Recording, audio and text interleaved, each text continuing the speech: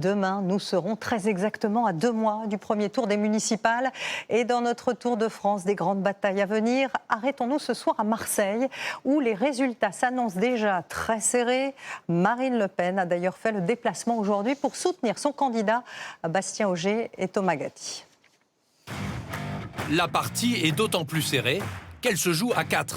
4 prétendants susceptibles d'aller au second tour. Et un seul fauteuil que la gauche veut garder. Ma ville, c'est ma vie, c'est mon sang, j'y suis né.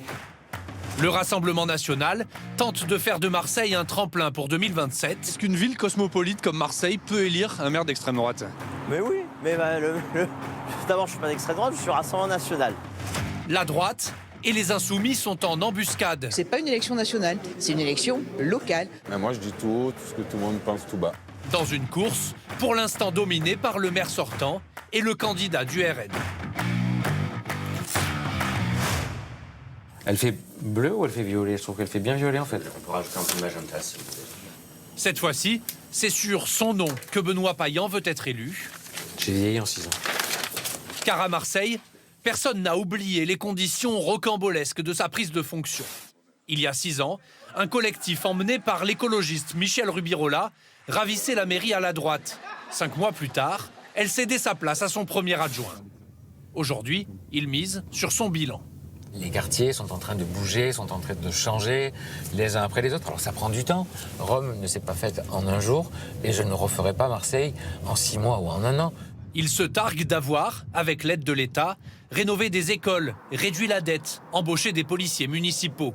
Sur la sécurité, justement, il balaie les critiques. Vous êtes promené peut-être à Marseille? Vous vous êtes senti en insécurité? Vous avez vu des kalachnikovs? Et mes adversaires ne jouent que là-dessus. Son adversaire du Rassemblement national, Franck Alizio, fait campagne avec un slogan. France, c'est l'ordre, voilà. Le changement à Marseille, c'est l'ordre. La sécurité, l'ordre. La priorité, c'est l'insécurité. Si on remet les moyens en matière de sécurité, si on fait respecter l'ordre. Est-ce qu'on ment pas un peu aux gens si on leur fait croire qu'un maire tout seul d'un claquement de doigts peut rétablir la sécurité? Je dis jamais ça. Je dis que le maire, il doit faire tout ce qui est en son pouvoir. Député depuis 3 ans, il est l'un des jeunes visages de son parti. Oui. On vous voit qu'aux élections. Non, c'est pas vrai.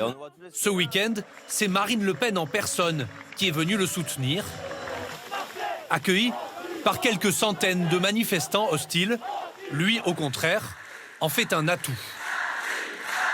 Si vous gagnez, ce sera votre victoire ou la victoire de Marine Le Pen? Moi, j'aime bien les victoires collectives.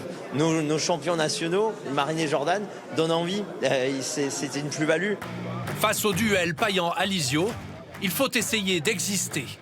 Martine Vassal, la candidate de LR et des macronistes, dirige déjà la métropole et le département. Ça va? Bien. Je vous connais, ça fait longtemps quand même. Un petit peu. Elle joue la carte expérience locale, parle de vie quotidienne.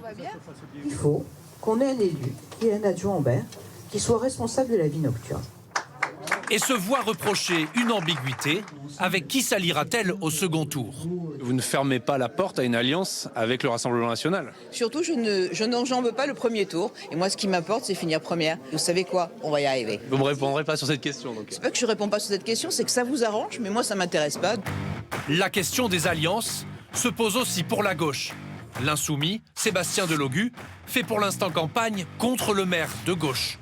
Réquisitionner déjà d'emblée de jeu la première année, je pense à environ 6 000 logements qui sont vides et vacants. Le député des quartiers nord, chauffeur de taxi de profession, se présente comme le candidat anti-système. Je ne serai pas derrière Benoît Payan. Voilà, vous verrez. On a été chiffrés en plus. Vous avez une image clivante en même temps. Ah bon? Je ne clive pas, monsieur, je m'exprime. Ici, on me dit, ah, enfin, un qui n'est pas comme les autres. Voilà ce que disent les gens. Et ça me fait plaisir. C'est donc une possible quadrangulaire pleine d'incertitudes qui se dessine à Marseille, alors que le mode de scrutin a changé. Pour la première fois, les Marseillais éliront directement leur maire.